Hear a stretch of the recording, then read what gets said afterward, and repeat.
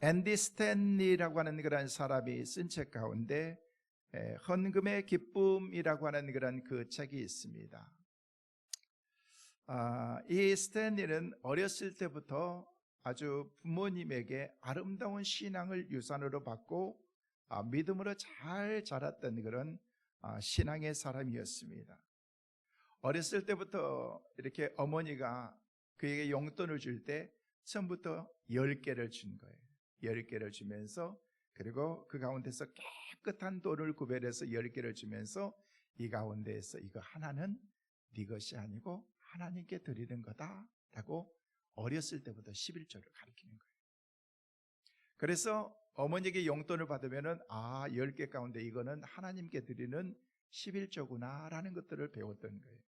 그러면서 성장했기 때문에 자기에게 어떤 그런 돈이 생긴다든지 물질의 어떤 그런 자기가 이렇게 생각하지 못했던 돈이 내게 들어오면은요, 그 가운데서 11조를 드리는 것은 전혀 마음의 부담이나 어떤 그런 거리낌이 없었던 것입니다.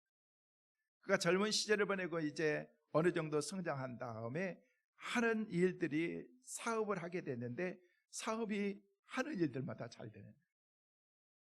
어렸을 때부터 하나님께 믿음으로 심었더니 이런 축복의 은혜를 주시는 거라는 그런 생각을 자기 마음속에 갖게 되는데 진짜 막 잘 되는 거예요.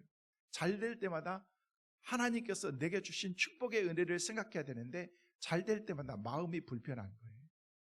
왜냐하면요, 11조가 점점 막 늘어나는 거예요. 전에는 11조를 조금밖에 안 드렸는데 막 갈수록 11조가 많아지니까 어느 순간에 자기가 딱 보니까 하나님께 많은 축복을 받았는데 하나님께 11조를 드리면서 마음의 기쁨보다는 마음의 감사가 사라지는 자기의 모습을 발견하게 되더라는 거예요.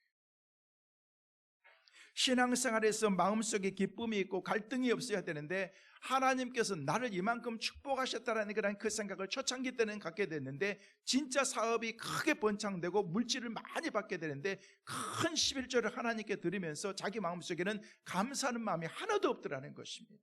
대려 마음속에 불평이 생기고 갈등이 생기고, 그리고 난 다음에 내가 이렇게까지 꼭 해야 되겠는가라는 그런 그 생각이 자기 마음속에 있더라는 것입니다. 그러면서 그 책에서 얘기하기를 헌금에 대한 열정이나 헌금에 대한 그런 기쁨이 온전한 헌금, 정직한 헌금 못지않게 감사하는 마음, 기쁨으로 하나님께 드리는 것이 중요한 것이다라고 얘기를 하면서 자기가 그 은혜를 잊어버리니까요, 어느 순간 자기의 삶을 돌이켜보니까 전혀 기쁨도 감사도 없이 하나님께 그냥 기계적으로 이렇게 내 신앙의 의무를 감당하는 그런 삶이었다라는 것들을 헌금의 기쁨이라는 그런 그 책에서 얘기합니다. 그러면서 자기가 자기의 삶을 돌이켜보니까 하나님이 넘치는 은혜와 축복을 주셨는데 11조가 많아진다는 건 뭐예요? 하나님께서 그만큼 내 삶 가운데 축복하셨다는 그런 증거라는 것입니다. 1년에 한 번씩 매 1년이 되면은요, 청지기 주일로 우리가 지키게 되는데, 청지기 주일을 지키면서 저는요 매해마다 11조에 대한 그런 설교를 했는데, 제가 이렇게 설교했던 그런 내용들을 쭉 이렇게 봤어요. 제가 부임하면서부터 청지기 주일에는 한 번도 빠짐없이 그렇게 했는데, 지난 한 3년 전부터 청지기 주일에 여러분에게 11조 설교를 안 했더라고요. 그냥 두리뭉실하게 청지기라는 것은 이런 거고, 우리가 청지기의 사명을 하나님께서 내게 주셨는데 그 청지기의 사명들을 우리가 감당하기 위해서는 어떻게 해야 된다라는 그런 말씀만 이렇게 두리뭉실하게 그렇게 이렇게 보낸 거지, 그런 일들을 내가 그렇게 말씀을 증거하지 못하면서 그렇게 일들을 감당하고 말았더라는 것입니다. 기도하는 가운데 내가 정말 잘하고 있는 것인가, 본질을 생각하면서 저도 하기 싫은 그런 그 말씀이지만은 사실 그렇잖아요. 강단에서 설교하면서 돈 얘기하고 헌금 얘기하고 11조 생활하고 여러분 믿음으로 하나님 앞에서 이렇게 하나님께 예물 드리십시오, 이게 쉬운 게 아니라는 거예요. 듣는 여러분은 좋습니까?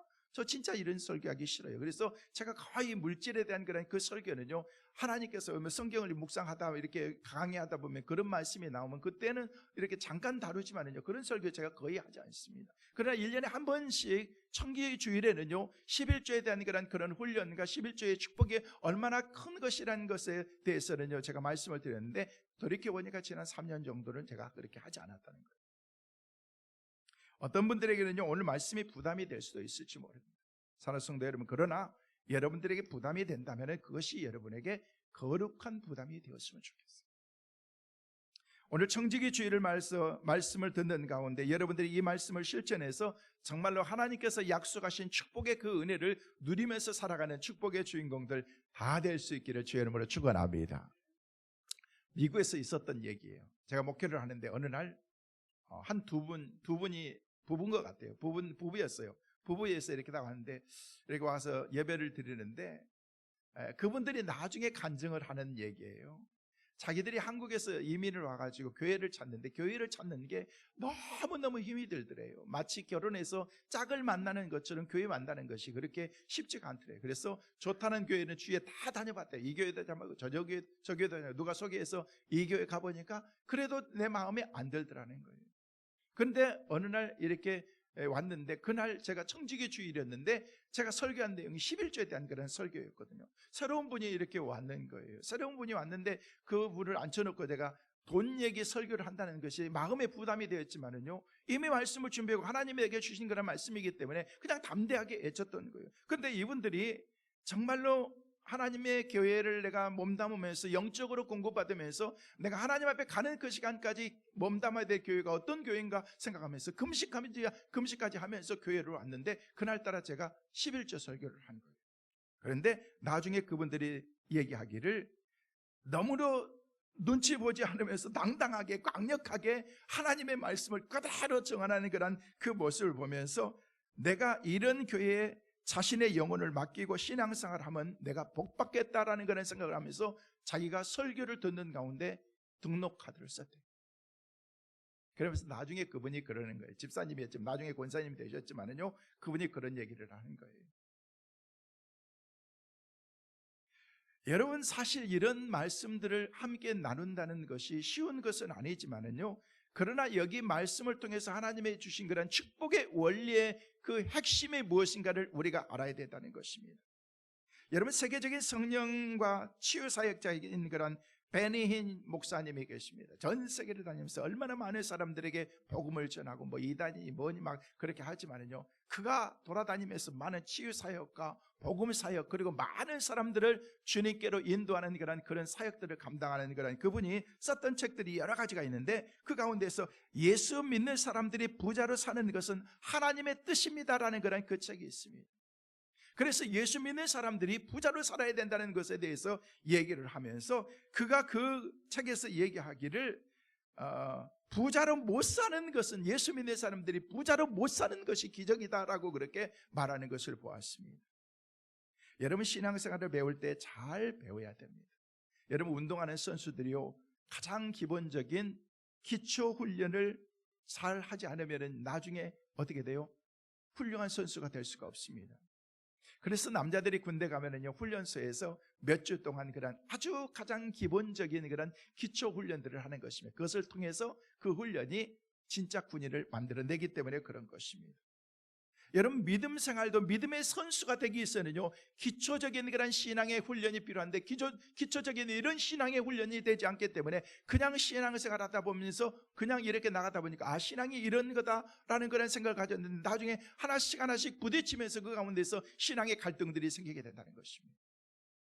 어렸을 때부터 신앙의 기초를 쌓아오면서 이런 훈련을 갖고 우리가 살아가는 데 있어서도 때로는요, 그런 과정들을 통해서 신앙의 갈등들을 느끼게 되는데, 이런 기본적인 그런 훈련 가운데 하나가 뭐냐면요, 바로 11조라는 것을 얘기하고 있는 것이에요. 우리 예수님께서 말씀하셨던 그런 비유의 말씀이 37가지가 성경에 기록이 되어 있습니다. 그런데 그 가운데에서 무려 17가지가 재물에 대한 그런 비유의 말씀인데, 성경을 연구하는 그런 그 사람들에 의하면요, 성경의 물질이나 여러분, 돈에 대한 그 말씀의 구절들이 2084절이나 그렇게 나와 있다는 것입니다. 다시 말해서 구원이나 믿음에 관한 그런 말씀보다도 훨씬 더 많은 부분에 참여하면서 우리에게 보여주는 그 말씀이 바로 이런 말씀이라는 것입니다.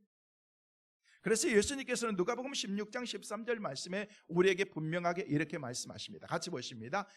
집 하인이 두 주인을 섬길 수 없나니 혹 이를 미워하고 저를 사랑하거나 혹 이를 중히 여기고 저를 경히 여길 것임이니라. 너희는 하나님과 재물을 겸하여 섬길 수 없느니라. 여기 말씀 가운데 보니까 우리에게 말씀하시기를 우리는 하나님과 재물을 겸해서 섬길 수가 없다는 것입니다. 여러분, 우리 말에는요 재물이라고 이렇게 나왔지만 원문에 보면은요 재물이라는 그 말의 의미가 암몬, 돈이라고 하는데 그것을 귀신이라고 그렇게 얘기하고 있습니다. 다시 말해서 우리는 하나님과 암몬을, 하나님과 귀신을 같이 섬길 수가 없다는 것입니다. 여러분, 돈은 좋은 것입니다. 그런데 성경에 말씀하기를 돈을 일만하게 뿌리가 된다라고 얘기를 하고 있습니다. 돈이 없으면 우리가 살 수가 없는 거죠. 그런데 잘못하면 이 돈이 암몬이 되고 귀신이 될 수가 있다는 거예요. 근데 어떤 사람들은요 암몬과 같은 그런 귀신과 같은 그런 이 돈을 섬기고 있다는 것입니다. 뭐가 함께 하나님과 더불어서. 그런데 성경은 우리에게 말하기를 한 집 안에서 사는 그런 그 하인이 종이 두 주인을 섬길 수 없는 것처럼 우리 삶과 신앙이 그렇게 안 된다는 것입니다. 여러분, 물질을 바르게 벌고 바르게 드리고 바르게 사용하는 것은 영적인 전투인 것입니다. 하나님과 암몬을 함께 섬기는 것은요 잘못된 일이라기보다도 여러분 불가능한 일이기 때문에 그렇습니다. 그래서 성경은 우리에게 묻고 있습니다. 네 소속이 어디냐? 너는 어디에 속해 있지? 라고 그렇게 하나님이 우리에게 묻는 것입니다. 하나님이냐 재물이냐? 하나님이냐 암몬이냐? 하나님이냐 마귀냐? 하나님이냐 세상이냐? 라고 그렇게 묻는 거예요. 오늘 이 시간 여러분에게 묻는 거예요. 여러분의 소속이 뭐냐는 거예요. 여러분 뭐가 좋으세요? 돈이 좋으세요? 하나님이 좋으세요? 무슨 말인지 잘 모르세요? 대답 좀 해봐요. 돈이 좋아요? 하나님이 좋아요? 진짜 하나님이 좋아요? 둘 다 좋아요? 한번 다시 물어볼게요. 돈이 좋아요? 하나님이 좋아요? 여러분 참 믿음이 있는 것 같아요. 저는 돈도 좋고 하나님도 좋아요.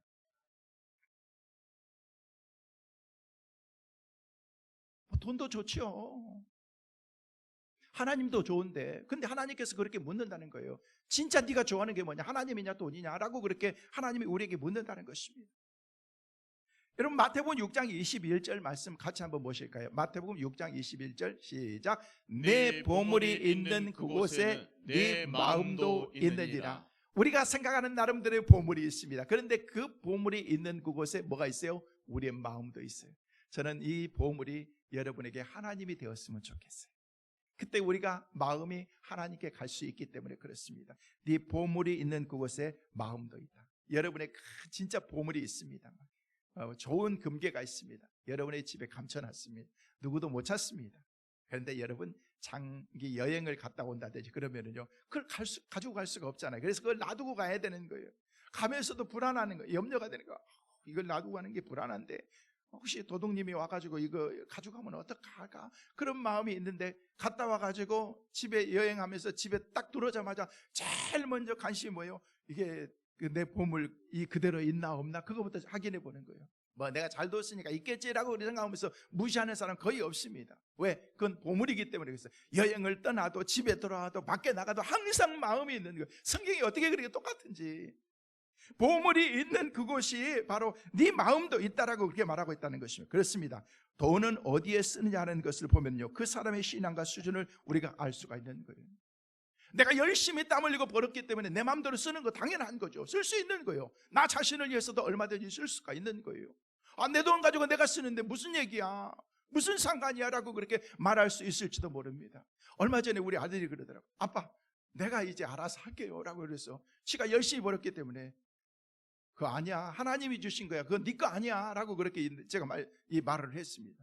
근데 알지, 당연히 알지. 그런데 이제 뉘앙스는 그게 아닌데, 쉽게 얘기해서 내 돈 가지고 내가 쓰는데, 쉽게 얘기해서 네가 왜 잔소리야? 라는 그런 뉘앙스를 제가 받은 거야. 그래서 내가 이제 그냥 눈치는 백단이잖아요. 그래서 아니야, 하나님 앞에서 우리가 하나님이 주신 것들이지 네가 열심히 일해서 얻은 거지만, 그러나 그건 네 거 아니야 라고 얘기했더니 수긍을 하는데 100%안 하는 것 같아 보니까. 내 거 가지고 내가 쓰는데, 내 거 가지고 내가 뭐 산다는데 아빠가 왜 그래요? 라는 그런 마음을 갖는 거예요. 여러분, 나를 위해서도 얼마든지 쓸 수가 있습니다. 근데 내가 하나님을 위해서는 얼마나 쓸 수 있겠느냐는 거예요. 죄송해요. 내가 이런 예를 들어서 죄송한데, 정말 저를 아끼면서 너무너무 사랑하시는 거예요. 그래서 한 달에도 몇 번씩 저를 위해서 식사를 이렇게 대접하고, 목사님 여기에 요 스테이크 너무 잘한다는데 이번에 여기에 가시죠. 그래서 이게 때로는요, 저도 제 삶이 있는데 너무 그렇게 하다 보면요, 거기에 묶여서 가서 식사하고 교제하고 같이 얘기를 나눠야 되는 거예요. 그런데 나중에 보니까 정말로 저를 위해서는 아낌없이 그렇게 하고 그러는데, 하나님께 드렸던 그런 헌금을 딱 보니까요, 어떨 때는요 일부를 했더라고요. 일불이면 한국 돈으로 1,000원밖에 안 되는 거예요. 하나님께 1불도 하고 때로는 2불도 하고, 그렇게 하고 할 수 있는 거죠. 하나님 앞에 그래 드릴 수 있는데, 변함이 없는 거야. 하나님 앞에 어제도 오늘도 내일도, 어제나 오늘이나 변함없이 하나님을 잘 믿으면서 그렇게 하는 거예요. 그러면서 식사하고 난 다음에, 우리 한국이야 그냥 그렇지 않지만은요, 미국 같은 데는 식사하고 나면은 항상 밥 먹고 팁을 주잖아요. 팁이 요즘에는 20% 가까이, 저녁 때는 20% 되는 거예요. 2만 원짜리 밥 먹으면요 2,000원을 거기다가 놔두고 와야 되는 거예요, 쉽게 얘기해서. 그런데 밥 먹고 할 때요, 그러고 난 다음에 어떨 때는요 5불도 넣고 10불도 넣고, 어떨 때는 근사한 데 가면요 막 20불짜리도 넣고 그러는데, 제가 가만히 보면서 생각했어요. 저 권사님 팁은 저렇게 20불짜리인데 헌금은 어떻게 1불을 하지? 저는 도대체 이게 make sense가 안 되는 거예요. 여러분은 어떤지 모르겠지만은요, 그건 내 마음이지. 하나님 앞에 헌금을 하는 건데, 저는 그런데 그게 하나님께 드리는 거라는 그런 마음은 아니라고 생각해요. 나 자신을 위해서는요 몇백 불을 쓰고, 얼마나 많은 그런 밥 먹고 팁도 그렇게 20불씩 내놓으면서 어떻게 1불, 2불을 하나님께 그렇게 드릴 수 있겠느냐는 거예요. 저는 그게 이해가 안 되더라는 것입니다. 여러분, 우리가 얼마든지 그럴 수 있습니다. 그렇게 할 수가 있습니다. 그런데 우리가 진짜 하나님 앞에서 내가 그렇게 하고 있는가를 우리가 생각해 봐야 된다는 것입니다. 성도 여러분, 여러분의 보물은 어디 있습니까? 우리가 돈 버는 것은 재주만 있으면요 얼마든지 벌 수 있습니다. 죄송하지만은요, 저도 목회 안 했으면은요 돈 벌고 살았을 것 같아요. 그냥 뭘 해서라도 좀 그렇게 누구 못지않게 저도 살 수 있었을 것 같습니다. 그러나 돈 버는 것보다 중요한 게 뭔지 아십니까? 돈을 어떻게 쓰느냐가 중요한 거예요. 여러분, 돈 버는 데는요 특별히 인격이 필요한 것 아니에요. 인격이 때로는 없어야지 돈 더 잘 벌 수도 있을지는 몰라요. 그러나 돈 쓰는 데는 인격이 필요한 거예요.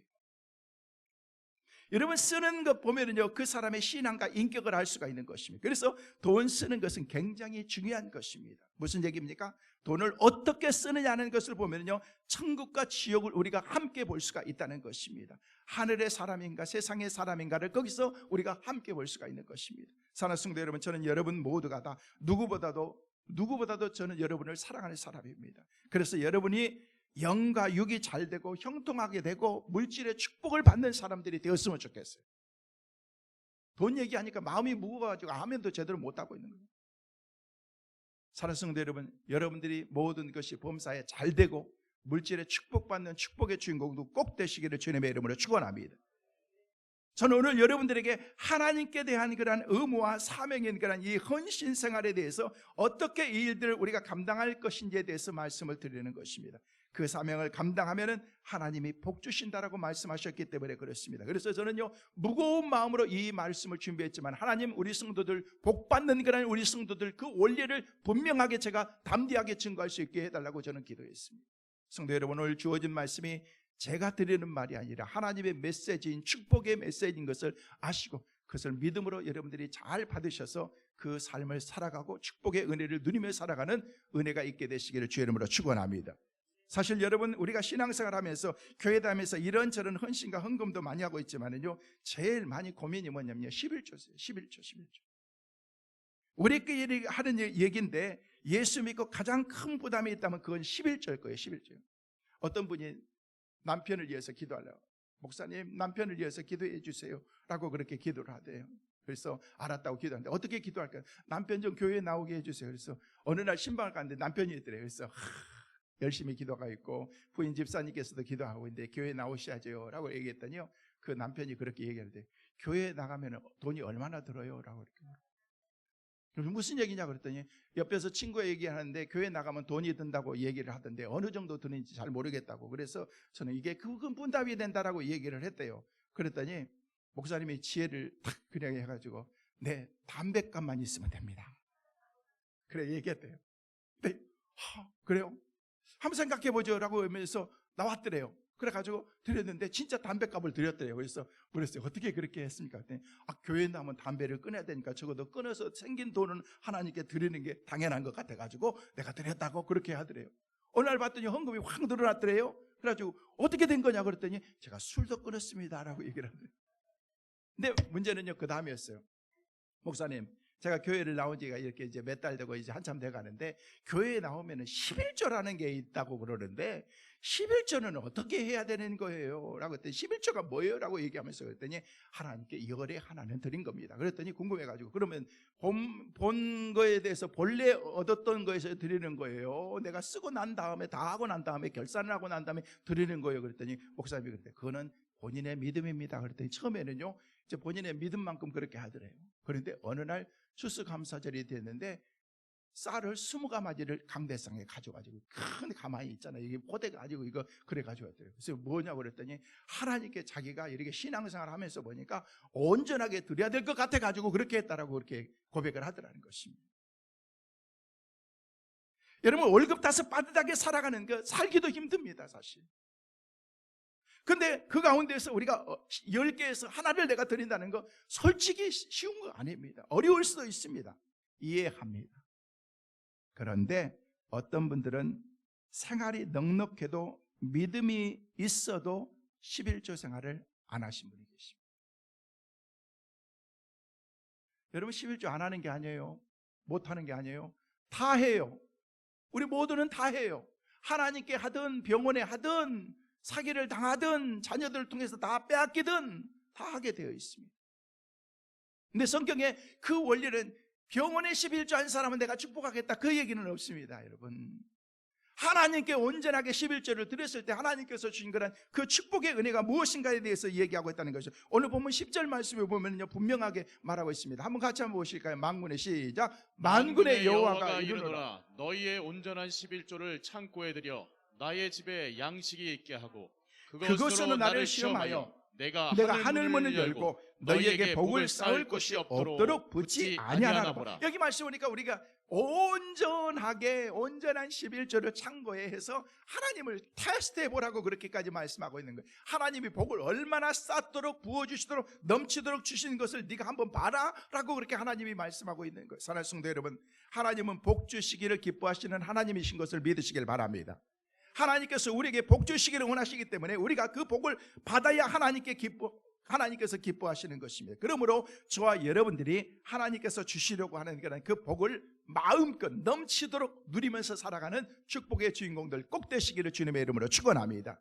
여러분, 우리가 잘 산다는 것이 여러 가지가 있습니다. 영혼도 잘 살아야 됩니다. 심령도 잘 살아야 됩니다. 육체적으로도 건강하게 잘 살아야 됩니다. 그래서 사업도 잘 되고 건강하게 그렇게 살아야 됩니다. 그래서 성경에 총체적으로 영혼이 잘 되고 범사가 잘 되고 강건한 하나님의 은혜의 축복을 누리는 사람이 하나님의 큰 복을 누리는 사람이라고 그렇게 말하고 있는 것입니다.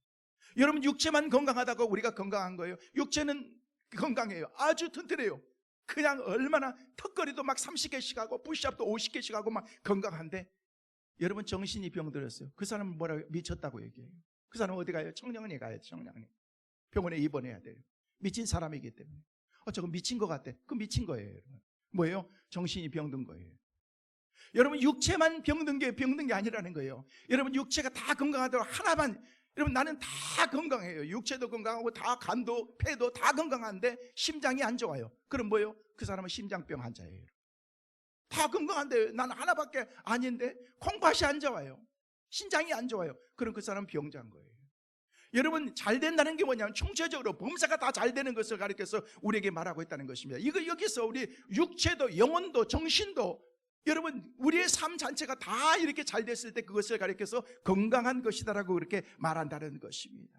여러분, 건강 하나님이 지켜주셔야 돼요. 누가 하나님께서 모든 건강은 하나님께 있죠 그랬더니 그분이 그러시더라고. 아니요, 건강은요 의료보험에서 책임져줘요. 틀린 말은 아니지 여러분. 그러나 의료보험을 여러분이 의료보험 여기에 혜택을 받기 위해서는 뭐 해야 돼요? 의료보험을 매달 내야 돼요. 한 해라도 여러분이 그것을 안 내고 몇 달만 지체되면요 의료보험 끝납니다. 여러분, 끝나면은 여러분 병원에 가가지고 그냥 몇천 원들 낼 것이 여러분 몇만 원씩 내야 되는 거예요. 공짜가 아닌 거예요. 의료보험 회사에서 책임지는 거 아니라 여러분의 이미 다 돈을 이렇게 지불하고 있기 때문에 거기서 모든 것들을 책임져 주는 거예요. 하나님께서 책임져 주겠다, 하나님이 너 복 주겠다. 이게 뭐냐면요 마치 씨앗을 심는 것처럼 펌프에 물을 이렇게 하기 위해서 우리가 그 물을 먼저 넣는 것처럼 하나님께 드리는 예물을 가리켜서 그것을 11조라고 그렇게 말하고 있다는 것이죠. 그러면은요 하나님께서 우리 가운데 주시는데 오늘 말씀 가운데 우리를 정말 흥분시키게 하는 그런 말씀이 뭐냐면요 하늘의 문을 열고 복을 쌓을 것이 없도록 하나님께서 부어주신다는 것입니다. 사랑하는 성도 여러분, 하나님께서 하늘의 문을 활짝 열어서 여러분이 쌓아서 넘치도록 부어주신 그런 하나님의 은혜가 여러분 모두에게 있게 되시기를 주의 이름으로 축원합니다. 그러니까 11조의 얘기는요 돈 얘기가 아니라는 거예요. 제가 이 말씀을 묵상하면서 새벽 오늘 4시 반에 일어나가지고 묵상하면서 그렇죠 하나님, 돈 얘기하려고 그러는 게 아니죠. 나도 부담이 되었는데 내가 자유했어요. 왜? 나는 하나님께서 주신 말씀 증거하고 받아들이고 순종하고 살아가는 사람들은 복이 될 사람들이 되니까 하나님, 나는 돈 얘기하는 거 아니에요. 하나님께서 주신 그런 축복의 이야기, 하나님께서 주실 그런 축복의 메시지를 증거하기를 원합니다. 하나님 도와주옵소서. 그래서 여러분들이 이 말씀을 믿음으로 잘 받아서 정말 축복의 은혜를 누리면서 살아갈 수 있는 주인공들 꼭 되시기를 주의 이름으로 축원합니다. 그러면 우리가 온전한 11조를 드리기 위해서는 어떻게 될 것인가? 몇 가지로 말씀을 드립니다. 첫째로 온전한 11조를 드리기 위해서는요 11조의 본질이 뭔가를 알아야 되고 오늘 본문의 말라기의 말씀의 그 배경을 우리가 이해해야 되는 거예요. 잘 들어보세요. 예수님께서 오시기 전에 432년 전에 하나님께서 말라기 선지자를 통해서 하나님께서 말라기라고 하는 그런 선지자를 택하신 거예요. 그러면서 하나님이 그에게 주신 메시지가 오늘 본문의 말씀인데, 하나님이 택함을 받아서 이스라엘 백성들에게 하나님의 것을 말씀하시면서 너희들은 도적질했다라고 그렇게 하나님이 말씀하신 것입니다. 그러면서 이스라엘 백성들에게 하나님의 것을 도적질한 죄를 회개하면서 온전한 11조를 들여서 물질의 축복을 받으라라는 그런 하나님의 말씀을 말라기 선지자에게 예수님이 태어나기 전 432년 전에 얘기했다는 거예요. 여러분, 이 말씀은 구약의 마지막 선지자에게 하는 그런 축복의 말씀이었던 것입니다. 그런데 이스라엘의 상황과 배경이 어떤 상황이었냐면요, 예수님이 이 땅에 태어나시기 전 722년 전에, BC 722년 전에 북이스라엘은 아수르에 의해서 멸망하게 됩니다. 완전히 그들이 패망하게 되는 거예요.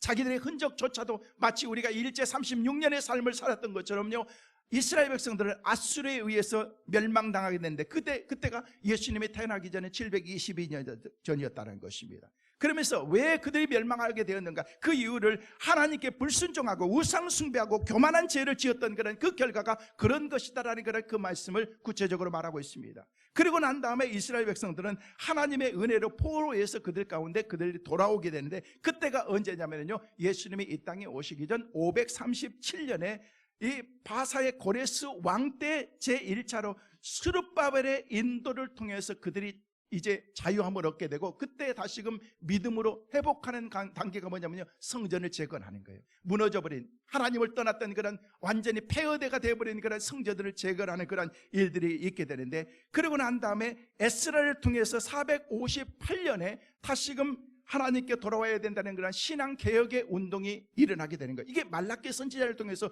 흐르고 있는 그런 하나님의 맥인 것입니다. 그리고 난 다음에 예수님이 오시기 전 444년 전에 드디어 우리가 잘 아는 느헤미야를 통해서 하나님께서 주셨던 그런 그 비전을 가지고 자기가 고향 땅에 가지고 무너져버리고 해파한 그런 그 성전을 재건하는 그런 일들이 성경에 기록이 되어 있다는 것입니다. 그러면 이렇게 되면 그들이 이제는 깨닫고 하나님께 돌아와야 되는데, 그런 일들이 있고 난 다음에도 100년이 지나고 난 다음에도 현실은 전혀 변하지 않는다는 거예요. 여러분, 사람이 그냥 변한 줄 아십니까? 안 변해요.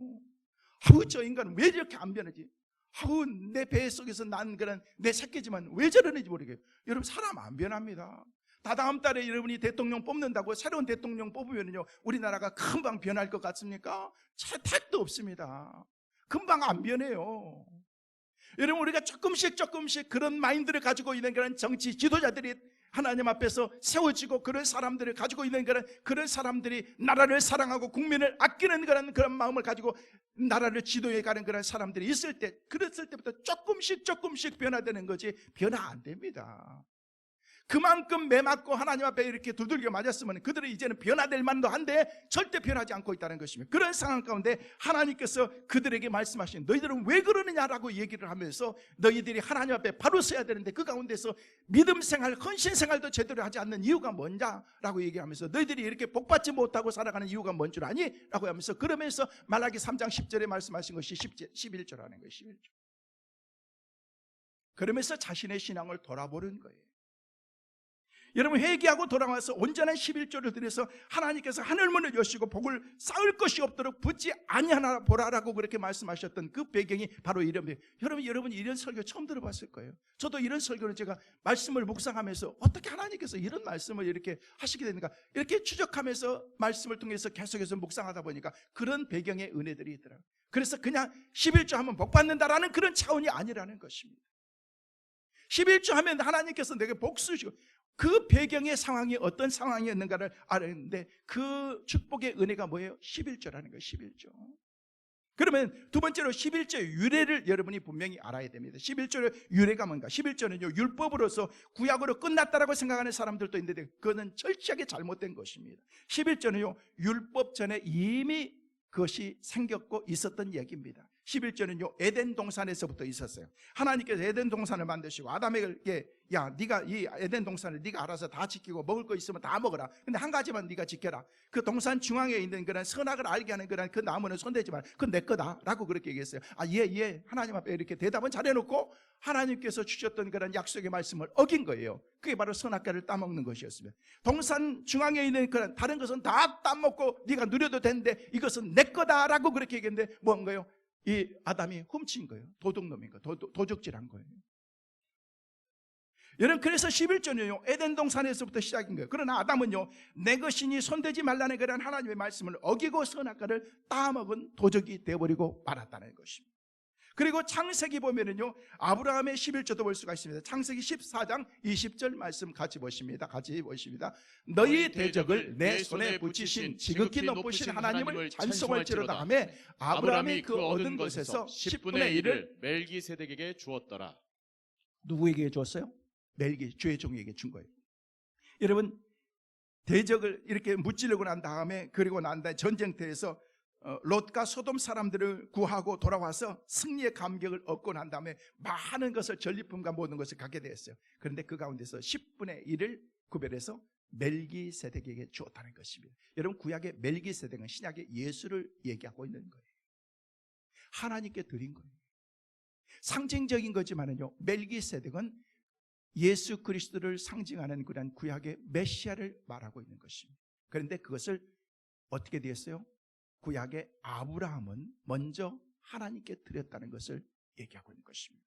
여러분 야곱도 마찬가지입니다. 야곱의 11절을 보시겠습니다. 창세기 28장 22절 말씀 같이 읽습니다. 내가 기둥으로 세운 이 돌이 하나님의 집이 될 것이요 하나님께서 내게 주신 모든 것에서 10분의 1은 내가 반드시 하나님께 드리겠나이다 하였더라. 여기 말씀 보니까 야곱이 지금 죽을 처지에 있습니다.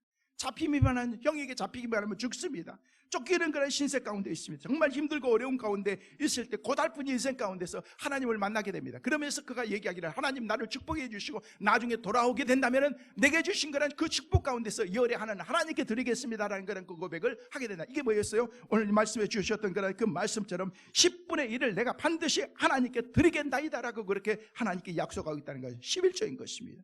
여러분 창세기에서는요 하나님에 대한 그런 감격의 표시로서 들어진 그런 11조였지만은요 신약 시대에 넘어오면서 말라기 마지막 선지자였던 그런 말라기서에서는요, 하나님을 바로 섬기지 못하면서 생긴 잘못된 헌물과 11조의 생활을 바로 잡아주기 위해서 하나님께서 말씀하고 있다는 거예요.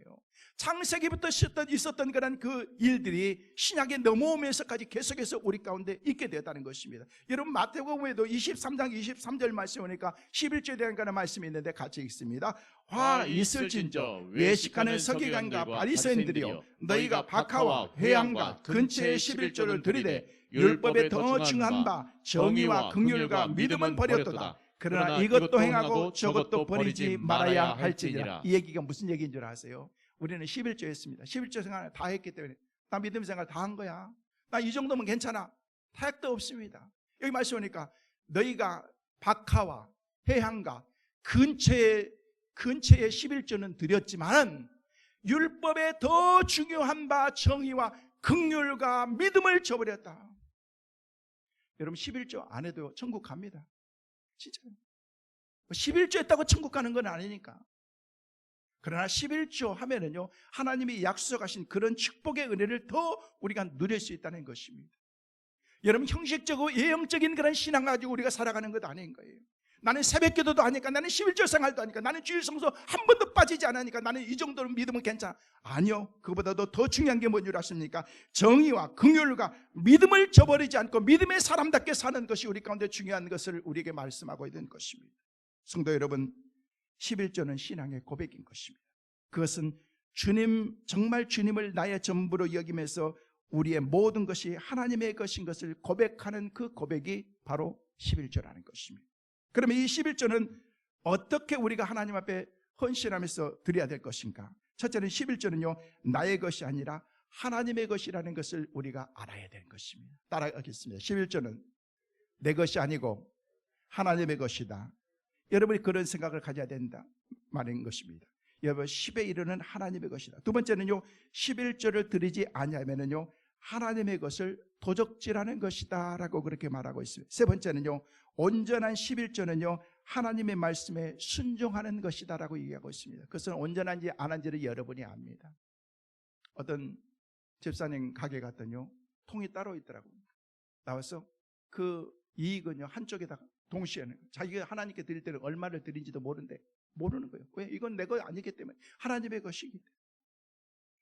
여러분 11조가 어떤 것인가를 우리가 알아야 된다는 것입니다. 기억하십시오. 이것은 하나님의 것입니다. 뿐만 아니라 하나님의 것을 하지 않는 것은 하나님의 것을 도적질하는 것입니다. 그것을 하는 것은요, 말씀에 순종하는 것입니다. 그러면 세 번째로 11충일을 통해서 하나님이 주신 그런 축복이 우리가 무엇인가를 알아야 되는 것입니다. 하나님께서 11조를 통해서 주신 그런 축복의 은혜가 무엇인가? 그 축복 가운데 하나가 하나님께 그런 헌신과 믿음의 삶을 살면은요, 하늘 문을 열어주시고 복과 물질의 복을 우리 가운데 허락해 주신다는 것입니다. 다시 한번 여러분 10절 말씀 한번 같이 한번 읽어보실까요? 보십니다. 만군의 여호와가 이르노라, 너희의 온전한 11조를 창고에 들여 나의 집에 양식이 있게 하고 그것으로 나를 시험하여 내가 하늘 문을 열고 너희에게 복을 쌓을 것이 없도록 붙지 아니하나 보라. 여기 말씀에 만군의 여호와의 말씀이라. 이거는요, 여러분 이것은요, 선지자의 말도 아닙니다. 목사가 증거한다고 해서 목사의 말도 아닙니다. 만군의 여호와의 말이니라. 그렇게 하면은요, 하나님께서 11조를 통해서 하나님께서 주신 그런 놀라운 주님의 은혜와 축복이 있는데 온전하게라고 말하고 있습니다. 11조는요, 창고, 즉 성전에 드리는 거예요. 11조는요, 여러분이 몸담고 있는 성전에 드리는 거예요. 어떤 분이 11조 이렇게 자기는 11조를 한대. 나는 분명히 안 하는 줄 알고 있는데 한대. 그래서 어디 하냐고 그랬더니 자기가 아는 목사님네 교회 한대. 그건 11조 아니죠.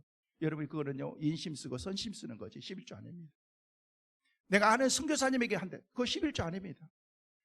여러분 절대 그것은 하나님께 드리는 것 아닙니다.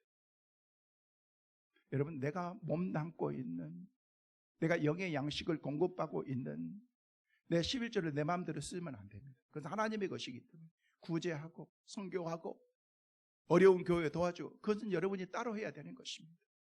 그래서 정직하게 제가 말씀을 드리는 거예요. 저도 옛날에 그냥 목사님이 그런 게 아니라 제가 스스로에게, 목사님이 제가 집사로 있을 때 목사님에게 좀 마음에 좀 쉽게 얘기해서 꺼리끼고 불편했던 것 같아요. 그렇게 하니까 제가 11조를 안 드리더라고요. 저희 아내하고 저하고 11조를 모으니까 서너 달 모으니까 이게 솔찬이 많아지더라고요. 이게 많아지는데 드리고 싶지 않았어요. 그래서 제가 아는 CCC 간사님에게 이렇게 직장에 선교에 이렇게 와가지고 이렇게 하고 은혜하니까 그분들한테 우리가 부부가 의논해가지고 그걸 다 드렸어요. 드렸는데 나중에 말씀을 통해서 깨닫게 하는데 그건 하나님께 11조를 떼먹인 게 됐더라고요.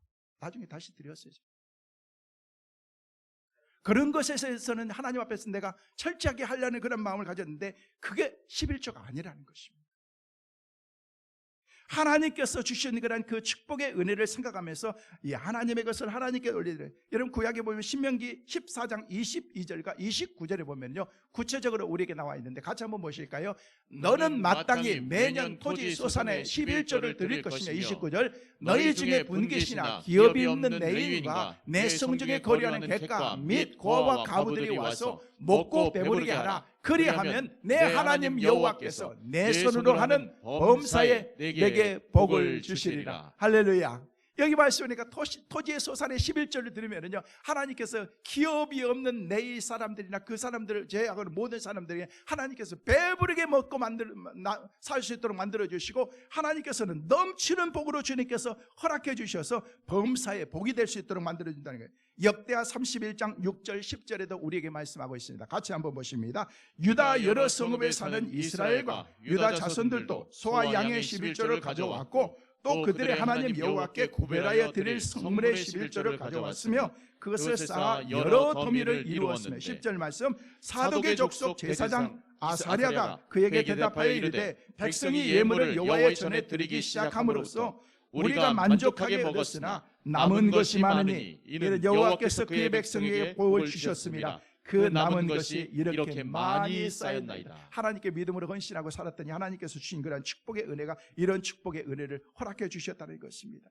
하나님의 놀라운 은혜인 것입니다. 만약에 두 번째로 하나님께서 이렇게 살아갈 때 우리에게 주신 축복이 뭔지 아십니까? 하나님께서 메뚜기를 금해 준다라고 그렇게 말하고 있습니다. 하나님의 넘치는 복으로 하나님께서 메뚜기를, 옛날 성경에 보니까 황충을 금한다라고 얘기하고 있습니다. 농사를 지었습니다. 벼농사를 지었습니다. 다 병 들어가지고 막 이게 벌레들이 와서 다 먹습니다. 여러분 아프리카의 메뚜기 떼를 한번 보셨나요? 아프리카 메뚜기 떼를 한번 쓱 지나가면요 모든 것이 다 황폐화되어 버립니다. 그냥 곡식이고 뭐 그냥 나무고 그냥 다 뜯어 먹어버렸기 때문에 그런 것입니다. 그런데 하나님께서 믿음으로 살고 헌신하고 11조 드렸던 사람들에게 항충을 금하고 메뚜기 떼를 하나님께서 금해 주신다라고 얘기하고 있습니다. 우리의 삶 가운데서 황충은 뭡니까? 메뚜기 떼는 뭡니까? 우리가 사고당하는 거, 질병당하는 거, 사기당하는 거, 부도당하는 거, 그리고 이리저리 뺏기고 빼앗기는 이런 삶들을 하나님께서 우리 가운데 말씀하고 있는 것입니다. 세 번째는요, 이런 삶을 살아갈 때 하나님께서는 과실이 기한전에 떨어지지 않는 축복을 하나님께서 허락해 주시겠다. 여러분 기한전까지 이렇게 기다려야 되는 것입니다. 태풍이 와가지고 바람 한번 들면요 그렇게 소중하게 열렸던 그런 과일들이 우수수 다 떨어져 버립니다. 네, 떨어지지 않도록 하나님께서 만들어 주신 거예요.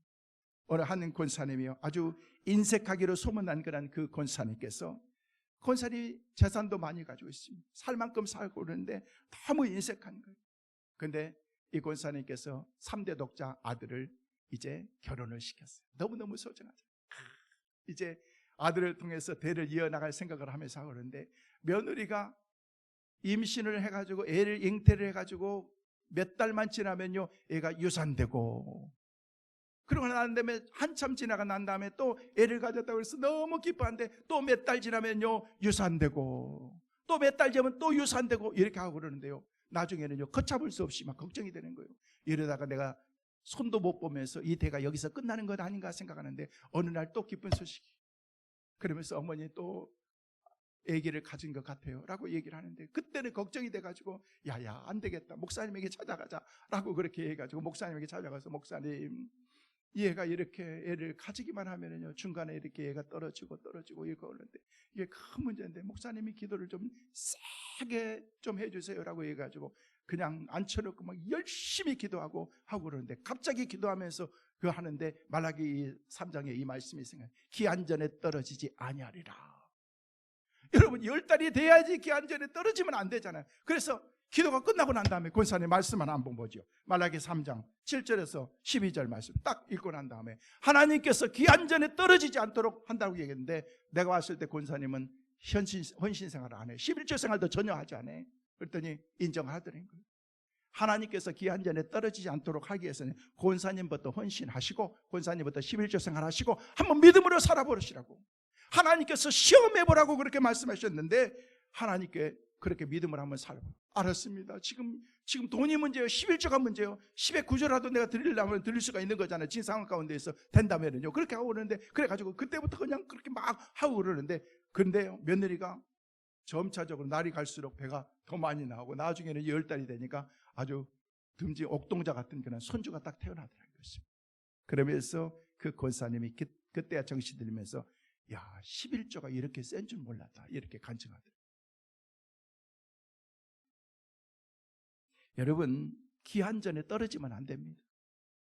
여러분이 하는 그런 일들이 익어야 되잖아요. 열매가 맺기까지 하나님께서 주신 그런 축복의 은혜를 우리가 누려야 되는데 그렇지 못한다는 것입니다. 하나님께서 기한전에 떨어지지 않는 축복을 주신다라고 말씀하고 있습니다. 네 번째는요, 땅이 아름다워진다라고 그렇게 말하고 있는데 그 뒤에 12절 말씀에 보니까 12절에 우리에게 그렇게 말씀하고 있는데 같이 한번 보실까요? 12절 말씀 한번 보시겠습니다. 같이 보십니다. 너희 땅이 아름다워짐으로 모든 이방인들이 너희를 복되다 하리라. 만군의 여호와의 말이니라. 여기 말씀이니까 땅이 아름다워지고 이방 사람들이 복되다라고 그렇게 말해요. 여러분 땅까지도 복을 받는다는 거예요. 세계적으로 부유한 그런 땅을 보십시오. 그 땅이 어디요? 호주, 우리가 잘 아는 뉴질랜드, 미국, 영국 땅들이 부유한 땅들이잖아요. 땅이 같은 땅인데 그 나라 땅들은요 부유한 땅이라고 얘기하는 거예요. 이 사람들의 신앙과 배경이 무언가를 11조의 나라인 거예요. 11조. 하나님께서 땅도 아름답도록 만들어 주신다는 것입니다. 여러분 이삭이 그 해에 100배나 되는 그런 축복을 받았다라고 얘기하는데 어떤 사람들은 아무것도 얻지 못하는데 어떻게 이삭은 하나님께서 이런 축복의 은혜를 주셨느냐는 거예요. 땅이 복되게 만들어주기 때문에 그런 거예요. 다윗은 하나님이 함께 하셨기 때문에 가는 곳마다 전쟁에서 승리했습니다. 하나님께서 요셉과 함께 하기 때문에 보디발의 집이 축복을 받았다라고 얘기하고 있습니다. 그러면서 이방 사람들까지도 세상 사람들까지도 우리에게 복되다, 예수 믿는 사람들 복되다, 믿음으로 사는 사람들이 저렇게 복되다라고 그렇게 말하게 된다는 것입니다. 성도 여러분, 우리는 그동안 코로나라고 하는 그런 여러 가지 정말 힘들고 어려웠지만 저와 여러분이 다시 한번 신앙과 말씀으로 회복해야 될 때라고 생각합니다. 그 가운데서 하나님께서 주신 그런 축복의 원리 가운데 하나가 뭐냐면 11조 생활이라는 것입니다.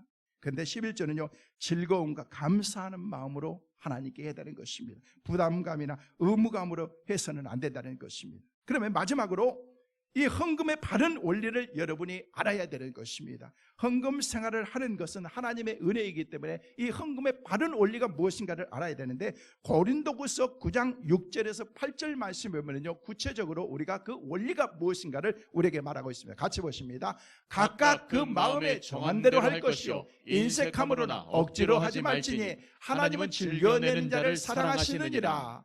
하나님이 능히 모든 은혜를 너희에게 넘치게 하시나니 이는 너희로 모든 일에 항상 모든 것이 넉넉하여 모든 착한 일들을 넘치게 하려 하심이라. 보십시오. 하나님 앞에서 여러분이 복받기 위해서는요 심어야 돼요. 많이 심으려면 많이 거둬야 되는 거예요. 그냥 몇 가지 심어놓고 그냥 많은 것을 거두려고 하면 안 되는 것입니다. 아무리 엄청난 그런 많은 그런 벌판 땅이 있다고 할지라도 심지 않으면 안 되는 거예요. 저는 외국에 가서 살면서 캘리포니아 지역이 참 넓잖아요. 끝도 없는 그런 그 지역에 그쪽에서 농사 짓는 세 사람이 농사 짓는 그 농사면은요 우리 남북한 사람들이 다 먹을 수 있는 땅의 그 농사들이 나오는 거예요. 그걸 어떻게 지어요? 다 비행기로 지어요. 그냥 막 트랙터를 쫙 가르고 난 다음에 비행기를 싹 뿌리고 난 다음에 농약도 비행기를 싹 하고 난 다음에 그리고 난 다음에 추수 때가 되면은요 막 엄청난 트랙터들이 그냥 막 쫙 하고 나면 추수가 끝나는 거예요. 여러분 아무리 큰 땅이 있다고 할지라도요 내가 노력하지 않고 뿌리지 않으면요 못 거둡니다. 수확이 없는 거예요. 심어야지 거둘 수 있는 거예요. 적게 심는 자는 적게 거두고 많이 심는 자는 많이 거둔다라고 하는 그런 성경의 원리라는 것이죠. 우리가 잘 아는 잠언 3장 9절에서 10절 말씀을 보면요 뭐라고 말씀하고 있습니까? 같이 보십니다. 내 재물과 내 소산물의 처음 익은 열매로 여호와를 공경하라. 그리하면 내 창고가 가득히 차고 내 포도즙 틀에 새 포도즙이 넘치리라. 우리는 많이 심어야 됩니다. 많이 심어서 많이 걷는 우리 성도들 꼭 되시기를 주의 이름으로 축원합니다. 뿐만 아니라 즐겨 드리는 자를 하나님께서 사랑하신다라고 말씀하고 있습니다. 고린도후서 9장 7절 말씀 같이 한번 읽어보실까요? 같이 보십니다. 각각 그 마음에 정한 대로 할 것이요 인색함으로나 억지로 하지 말지니 하나님은 즐겨내는 자를 사랑하시느니라. 하나님께서 즐겨내는 자를 사랑. 여러분 각각 인색함, 억지로 그렇게 하지 말라는 것입니다. 여러분 저희 교회 성도들 보편적으로 보면은요 헌신 생활을 잘 하세요. 제가 그래서 지난 한 3년 동안 제가 이런 설교를 한 번도 거의 하지 않았던 것 같아요. 근데 보면은요, 근데 갈수록 우리 성도들이 11조들이 많아진다는 거예요. 너무 감사한 거잖아요. 제가 11년 전에 부임하면서 우리 교회에 오니까 죄송해요. 돈의 어떤 그런 액수를 가지고 얘기하는 게 죄송한데 한 달에 100만 원 11조 한 사람이 한 사람 두 사람밖에 없더라. 제가 기도했어요. 하나님 우리 성도들 가운데 100만 원 11조 하는 사람들이 많이 있도록 도와주옵소서. 그렇게 기도하는데 요즘에는요 많이 들었어요. 진짜요. 계속 늘어나고 있어요. 여러분 그런 축복의 주인공들 꼭 되시기를 바랍니다. 하나님께 기도했더니 어느 젊은 권사님이 언제부턴가 11조를 100만 원씩 그렇게 하더라고요. 하나님께서 축복이 그 뭐예요? 그만큼 부어주시는 거예요. 하나님께서 내 삶 가운데 주신 그런 축복의 은혜가 내게 있다는 것입니다. 여러분 11조가 늘어난다는 것은요 하나님의 복이 내 삶 가운데 더해진다는 의미인 것입니다. 여러분의 11조가 늘어나는 것이 마음의 부담이 되고 내가 11조 드리는 게 평강이 없다 그러면 저에게 찾아오세요. 언제든지 여러분 마음 편안하게 해드릴게요. 제가 기도하면 돼요. 하나님 우리 집사님이 11조 생활이 너무 하는데 너무 부담이 되고 너무 마음이 이렇게 불편한 것 같은데 11조를 확 깎아가지고 한 달에 한 11조 한 1,000원만 드릴 수 있도록 해주옵소서. 저를 기도하면은요 하나님께서 그렇게 바꿔주실 거예요. 여러분 여러분 11조 1,000원 한 게 좋아요? 1,000만 원 한 게 좋아요? 1,000만 원 11조 1,000만 원 하는 게 좋아요? 1억 하는 게 좋아요? 1억이 좋죠. 그냥 11조 그냥 10,000원 할 거예요? 1억 할 거예요? 아멘. 여러분 그렇게 많이 받아서 많이 하나님께 드릴 수 있다는 게 이게 복이지 않느냐는 거예요. 11조가 작년보다는 올해 많아지고 올해보다는 내년이 더 많아지는 축복의 주인공들 꼭 되시기를 주의 이름으로 축원합니다. 이번 한 주간 여러분이 살아가면서 적용해야 될 그런 하나님의 말씀이 있습니다. 저와 여러분은 청지기입니다. 시간의 청지기, 물질의 청지기, 재능의 청지기. 이 청지기로서의 여러분이 기쁨과 자원하는 마음으로 여러분이 섬겨야 될 것이 무엇인지 여러분 작정하면서 이번 한 주간 기도하시길 바랍니다. 두 번째, 온전한 11조 생활을 할 수 있도록 기도하십시오. 아직도 우리 성도들 가운데 11조 생활을 온전하게 하지 못하신 분들 계십니다. 제가 우리 재정부를 통해서 보고를 받습니다. 11조 생활을 어떻게 쫙 하고 있는가. 여러분이 11조 생활 1년 하는 걸 쫙 한눈에 볼 수 있도록 1월달에 얼마, 2월달에 얼마, 3월달에 빠지고 4월달에 얼마 이런 것들이 정확하게 한눈에 볼 수 있도록 컴퓨터 데이터가 다 나와 있습니다. 저는 여러분에게 얼마를 드리느냐가 관심이 아니고 이분이 온전하게 11조 생활하고 있는가 그런 것들에 대한 지대한 관심을 가지면서 하나님 더 많이 11조 생활할 수 있도록 도와주셔서 감사합니다. 저 기도하고 있습니다. 그래서 온전한 11조 생활할 수 있도록. 세 번째, 하늘문이 열리는 것처럼 하나님께서 내 삶의 모든 것들이 열리는 은혜를 허락하여 주옵소서. 하나님께서 이런 헌신과 믿음의 삶을 살고 그럴 때 하늘문이 열려주신다는데 우리의 삶이 열려야 되잖아요. 그래서 하나님께 이번 주 기도하세요. 하나님 내 삶의 모든 것들이 열리는 축복이 있게 하여 주옵소서. 청지기의 사명 그리고 11조 생활 그리고 하나님 내 삶의 모든 회복과 열리는 은혜가 있게 하여 주옵소서. 그런 기도의 제목을 가지고 이번 한 주간도 믿음으로 살아가는 승리하는 우리 모든 성도들 되시기를 주의 이름으로 축원합니다.